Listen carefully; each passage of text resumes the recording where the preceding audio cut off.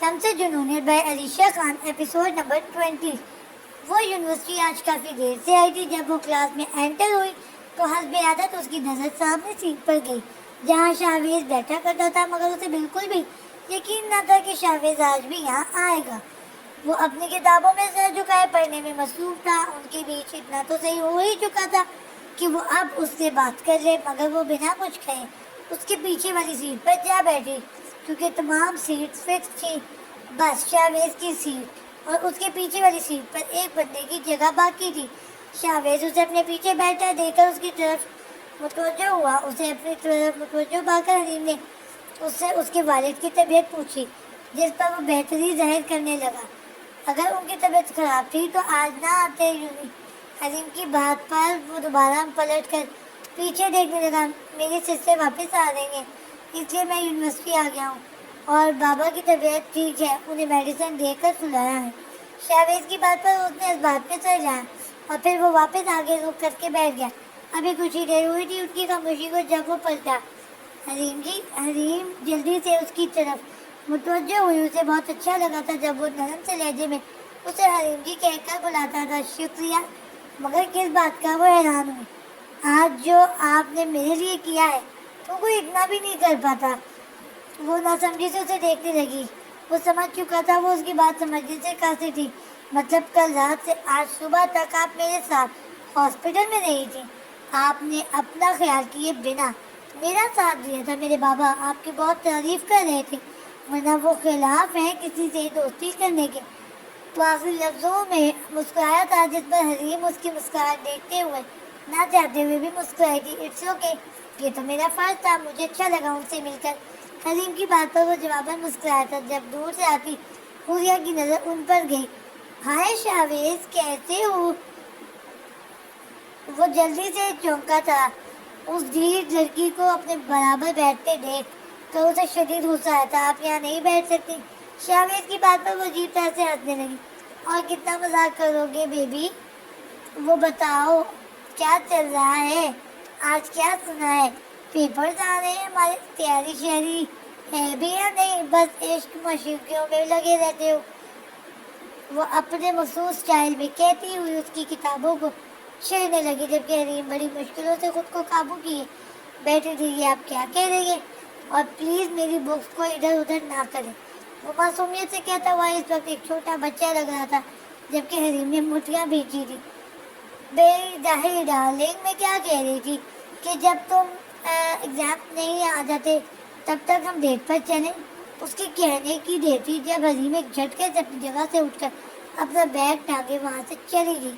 شاویز سمجھ چکا تھا اسے بہت برا لگا ہوگا۔ ہے، کدھر دیکھ رہے ہو؟ میں تو ادھر ہوں۔ وہ اسے جاتا ہوا دیکھ رہا تھا جب حوریہ نے اپنے لمبے نیلز پالش سے ملبوس انگلیوں سے اس کی آنکھوں کے سامنے چٹکی بجائی۔ وہ چونکا۔ ادھر ہی ہوں، فاسٹ۔ شاویز کو اب واقعی بہت غصہ آ رہا تھا۔ اس نے اس کا بیگ اٹھا کر پیچھے سیٹ پر رکھا۔ ارے ارے ہیرو، جا رہی ہوں نا، ایسا بھی کیا غصہ کہ بیگ ہی اٹھا کر پٹک دیا؟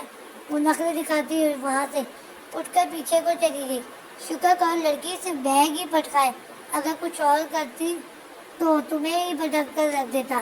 وہ دل ہی دل میں کہتا ہوا اپنی سیٹ کو گھیر کر بیٹھ گیا تھا، جبکہ اسے حلیم کی فکر تھی۔ اٹھو ادھر سے فاسٹ۔ شاویز کو اب واقعی بہت غصہ آ رہا تھا۔ اس نے اس کا بیگ اٹھا کر پیچھے سیٹ پر رکھا۔ ارے ارے ہیرو، جا رہی ہوں نا، ایسا بھی کیا غصے ہو کہ بیگ ہی اٹھا کر پٹک دیا؟ وہ نخرے دکھاتی ہوئی وہاں سے اٹھ کر پیچھے گئی۔ شکر کرو لڑکی صرف بیگ ہی پٹکائے، اگر زیادہ کچھ کرتی تو تمہیں بھی پٹک کر رکھ دیتا۔ وہ دل ہی دل میں کہتا ہوا اپنی سیٹ کو گھیر کر بیٹھ گیا، جبکہ اسے اب حلیم کی فکر تھی۔ سین چینج۔ آئزل، میں جا رہا ہوں یہاں سے۔ وہ مختصر سا وائس نوٹ کرتا ہوا اسے گھبرانے پر مجبور کر گیا تھا۔ وہ بے یقینی سے اس کی آواز سنتی ہوئی وہیں فرش پر جا بیٹھی۔ اس نے ایک بھی منٹ ضائع کیے بنا اسے کال لگائی۔ زریز، ہاں آئزل بولو۔ ریز، تم کدھر جا رہے ہو؟ اس کی آواز سن کر وہ حیران ہوا تھا، وہ اس قدر اداس تھا۔ آئزل دیکھو، اب تمہارے پیپرز بھی ختم ہو چکے اور میری دوستی کو پڑھائی بھی مکمل ہو چکی ہے، تو اب ہمیں دوسرے شہر جانا چاہتے ہیں۔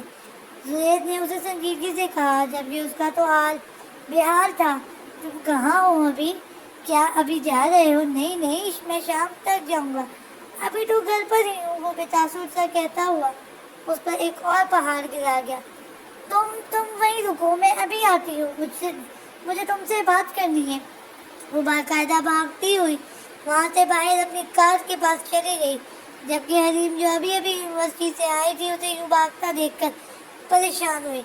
वो फुल स्पीड में गाड़ी दौड़ाती उसके घर की जानिब जा रही थी। तकरीबन कुछ ही मिनट में वो उसके घर के बाहर खड़ी थी। वो कार से निकलकर भागती हुई उसके घर में आई, जहाँ पर हर तरफ सन्नाटा था।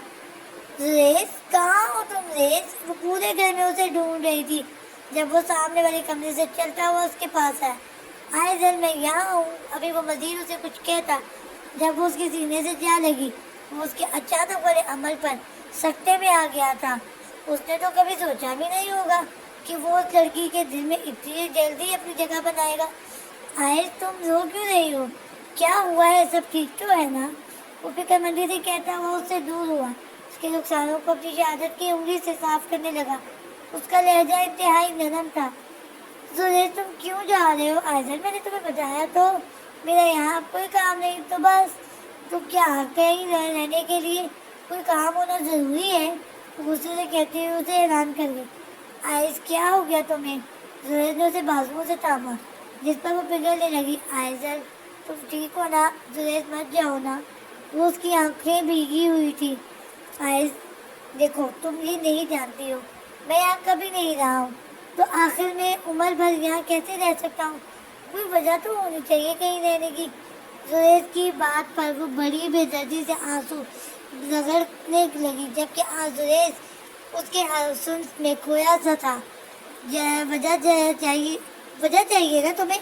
यहाँ रहने की वजह चाहिए ना तुम्हें? वो कहती हुई उससे दूर, जिस पर वो उसे नासमझी से देखने लगा।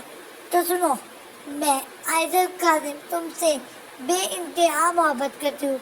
मुझसे मजीद अपनी मोहब्बत छुपाई नहीं जा रही। मैं नहीं रह सकती तुम्हारे बिना। जुनैद, तुम मुझे अपने से लगने लगे हो। वो एक एक लफ्ज कहती हुई उसे हैरान कर गई थी। वो उसे कब से देखे जा रहा था। आइजल, वो शौक था। वो उसके कुछ समझ ही नहीं आ रहा था वो क्या जवाब देता। वो बिना कुछ कहे उसे खुद में बीच गया। वक्त वहीं थम गया। वो दोनों एक दूसरे के गले लगे, बिना कुछ कहे एक दूसरे को अपनी फीलिंग्स बता रहे थे। शायद यही से उनके एक नए रिश्ते की शुरुआत लिखी गई थी। Scene change. 5 बजे का वक्त था जब वो लोग शूट पर थे, जब आतिश का मोबाइल रिंग हुआ। हेलो सर जी, वो लोग यहाँ से निकल चुके हैं। आपको मना करने के बावजूद वो लड़की अपनी जिद पूरी कर चुकी है। बताएं आगे क्या करना है, हुक्म करें। कहें तो अभी ही उन्हें रास्ते से उठवा लूं? ज्यादा दूर नहीं गए होंगे। वो गुस्से से मुठियां बेचते हुए खड़ा फोन कॉल सुन रहा था, जबकि हाशिर खानजादा की नजर उस पर ही तो थी।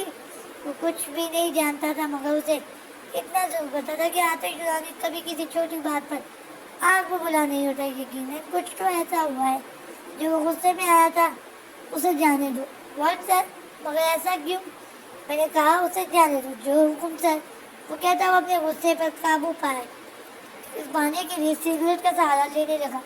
गुस्सा तो उसे बहुत आ रहा था, मगर अब वो ऐसे रास्ते का इंतखाब करने वाला था जो ताबीर अली के लिए बहुत ही कठिन साबित होने वाला था।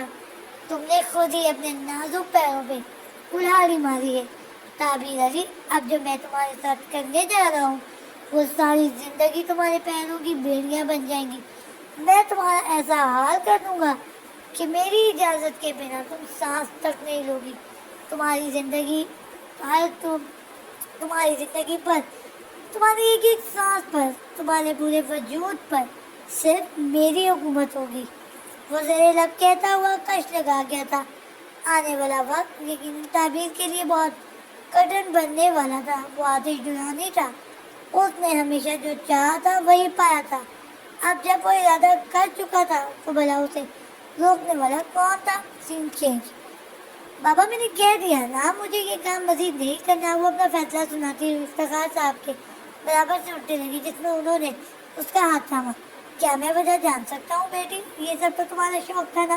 फिर अचानक ऐसा क्यों? इफ्तिखार साहब की सवाल पर اس نے ایک درد بھری نگاہوں پر ڈالی. بابا جان, میرا مقصد صرف شوق پورا کرنے کا نہیں ہے. میں یہ سب چھوڑ رہی ہوں. مجھے ان سب میں کمفرٹیبل محسوس نہیں ہوتا. مجھے سب کام کرنے ہی نہیں ہے. اب میں واپس اپنی پرانی روٹین میں واپس آنا چاہتی ہوں. شام کا وقت تھا جب وہ واپس آئی تھی. اپنے کمرے میں بند ہو گئی تھی. اس نے صرف کچھ ہی وقت افتخار صاحب کے ساتھ گزارا تھا, مگر اب جب افتخار صاحب اس سے بات کرنا چاہتے تھے تو اس نے اپنا فیصلہ سنا دیا تھا.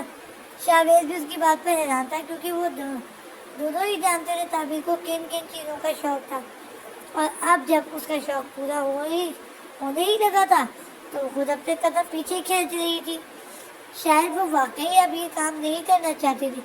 افتخار صاحب کو یہ جان کر کچھ عجیب لگا. مگر بیٹا بابا جان, پلیز آپ جو کہیں گے میں ماننے کو تیار ہوں, مگر پلیز مجھے مزید فورس نہ کریں ورنہ میں پاگل ہو جاؤں گی. ٹھیک ہے بیٹا, جیسے تمہیں ٹھیک لگے. افتخار صاحب سمجھ چکے تھے اس کے مزاج کے مطابق یہ کام شاید اسے یاد نہ آیا تھا, کیونکہ وہ بہت سادہ سی تھی. اسے ان کاموں کا صرف شوق ہی ہو سکتا تھا. شکریہ بابا جان, وہ کہتی ہوئی واپس اپنے کمرے میں چلی گئی, جبکہ شاویز بھی اس کے پیچھے چلا آیا. آپ ہی پلیز بتائیں نا, ہوا کیا ہے؟ شاویز میں فی الحال کسی سے بات نہیں کرنا چاہتی. آپ ہی پلیز شاویز, پلیز جاؤ یہاں سے. وہ اس طرح چیخی تھی جس پر وہ ڈرتا ہوا وہاں سے چلا گیا تھا. وہ بنا کچھ کہے اپنا کمرہ لاک کر کے بیڈ پر آ رہی تھی. آنکھوں سے اس کے نازک رخسار کو بھگو دیا تھا. اس کا ایک ایک پل ڈرتے ہوئے گزر رہا تھا.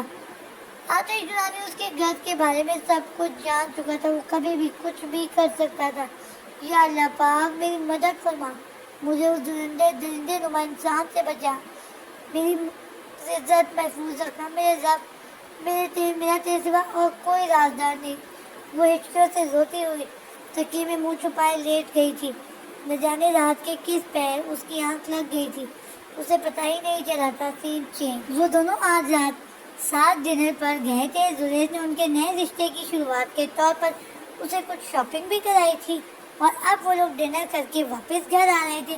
جب زریز نے گاڑی چلاتے ہوئے دیکھا, آئزل سگریٹ کی ڈبی نکال رہی تھی. آئزل, یہ کیا سگریٹ ہے ریز, بھول گئے یا کافی دنوں سے پی نہیں تم نے؟ آئزل کی بات پر زریز نے گاڑی وہی روڈ کے سائڈ پر روکی, جس پر وہ سوالیہ نظروں سے اسے دیکھنے لگی. آئزل, میرے لیے کیا کر سکتی ہو؟ کچھ بھی. کیا تم میرے لیے کچھ چھوڑ سکتی ہو؟ اس کے اچانک والے سوال پر وہ تھوڑا حیران تھی. تو کیا وہ اسے جانچ رہا تھا؟ آئزل نے سگریٹ کی ڈبی کو سائڈ میں رکھ کر زریز کا ہاتھ تھاما. میں تمہارے لیے پوری دنیا تک چھوڑ سکتی ہوں. اگر میں کہوں تو کیا تم سگریٹ چھوڑ دو گی؟ وہ حیران تھی. آخر وہ اس کی آنکھوں میں دیکھ کر کیا کہہ گیا تھا, جبکہ وہ وہی زریز تھا نا جو اس کے ساتھ بیٹھ کر اکثر کش لگایا کرتا تھا.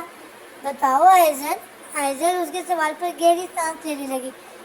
ٹھیک ہے, میں چھوڑ دوں گی, لیکن یوں اچانک کوئی وجہ نہیں. بس میں چاہتا ہوں تم یہ سگریٹ وغیرہ چھوڑ دو. دیکھو آئزل, کل کو ہمارا رشتہ کسی انجام کو پہنچے گا. ہماری بات طے ہوگی, ہمارا رشتہ ہوگا, پھر ہماری شادی ہوگی, اور پھر ہمارے چھوٹے چھوٹے. ابھی آگے وہ مزید کچھ کہتا جب آئزل کے ہونٹوں پر ایک دل چھو لینے والی مسکراہٹ آئی, جسے دیکھتے ہوئے وہ مانو جیسے فریز ہو گیا ہو. تو مسکراتی ہو بہت اچھی ہو. زریز نے سرچ کو جاتے ہوئے ایک طرفہ مسکراہٹ اچالی, جس پر اس کی مسکراہٹ مزید گہری. اور تم باتیں بہت اچھی بنا لیتے ہو. آئزل نے اس کے بالوں کو بکھیرتے ہوئے کہا. خیر, اب جب سگریٹ نہیں پی سکتی ہوں اب کیا کروں گی میں؟ آئزل نے سگریٹ کی ڈبی کو کار کی ونڈو سے باہر پھینکتے ہوئے کہا, جس سے وہ تھوڑا سوچنے لگا. یہ لو, تم یہ کھاؤ. زریز نے اسے ایک چاکلیٹ نکال کر دی, جس پر وہ ہنسنے لگی. کیا ہوا, کیوں ہنس رہی ہو؟ وہ حیران ہوا. چاکلیٹ تو چھوٹے بچے کھاتے ہیں ریز. تمہیں پتہ ہے, مجھے تو یاد بھی نہیں کہ آخری بار میں نے یہ کب کھائی تھی. خیر, اب کھا لو, بہت یمی ہوتی ہے. وہ کہتا ہوا واپس گاڑی اسٹارٹ کرنے لگا. کچھ ہی دیر میں وہ آئزل کے اپارٹمنٹ کے سامنے کھڑے تھے. زریز نے ایک نظر اسے دیکھا تو کہکا لگائے بنا نہ رہ سکا, جبکہ وہ آنکھیں چھوٹی کرتے ہوئے خود پر ہنسنے والے کو گوری سے نوازنے لگی. یہ اتنے دانت کس خوشی میں نکل رہے ہیں؟ آئزل کے گھوڑنے پر اس نے بمشکل اپنی ہنسی دبائی. کچھ نہیں, بس ایسے ہی. زریز, بتاؤ اس نے دانت بیچتے ہوئے جس پر اس ایک بار پھر سے اس کا کہکا نکلا. اس بار آئزل نے غصے سے پیچھے پڑا ایموجی کوشچن اس کے منہ پر دے مارا جس پر وہ سیدھا ہوا. بتاؤ کیوں ہنسے بے وجہ؟ بے وجہ؟ آئے ذرا شکل دیکھنا اپنی. جیسے ہی اس نے میرا کا رخ کیا اپنی طرف وہ بے یقینی سے اپنا منہ دیکھتی ہی رہ گئی. ویسے تم بھی کسی چھوٹے سے بچے سے کم نہیں ہو ڈارلنگ. زریز نے اس کے نرم گلفاروں کو کھینچتے ہوئے کہا جس پر نہ چاہتے ہوئے بھی آئزل کا کہکا نکلا تھا. وہ دونوں ہی ہنس پڑے تھے. جاری ہے